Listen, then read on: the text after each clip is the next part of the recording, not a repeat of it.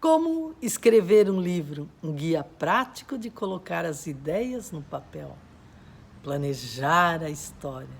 Olá, tudo bem com você? Nesta aula 16, vou te ensinar a respeito do planejamento da sua história. Existem alguns elementos que você precisa criar antes de começar a escrever o seu livro. A primeira coisa é criar o nome dos seus personagens.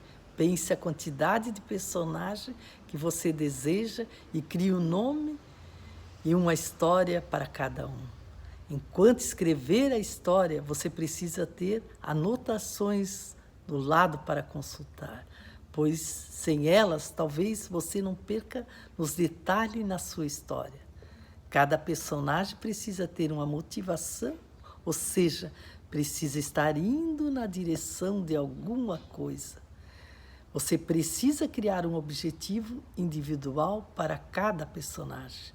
Alguns personagens podem possuir objetivos iguais, mas talvez a motivação pode atingir o objetivo que seja diferente.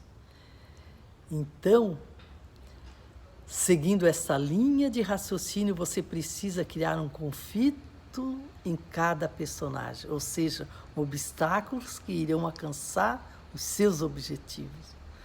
Além dos elementos, você precisa criar evolução ao longo da história, ou seja, precisa saber para onde você está levando todos os personagens. Por mais que você pense que essas dicas deixarão a execução da história mais difícil, complexa, na verdade, elas te ajudarão a ter uma escrita mais coerente e fácil, pois terá o seu material de consulta enquanto escrever para não fugir e não cometer deslize. Algumas pessoas possuem prazer de deixar a criatividade fluir enquanto escreve, ou seja, não sabe onde a história vai parar. Escreve conforme a ideia surgindo nas suas mentes. Esta dica, apesar de parecer contraditória com o que estou explicando, também é válida, que eu vou te explicar o motivo. Quando você é um leitor, talvez esteja esperando a sensação nova, a surpresa durante a história. Esta sensação de surpresa faz com que você se apaixone pela história, identifique e também conecte com os personagens.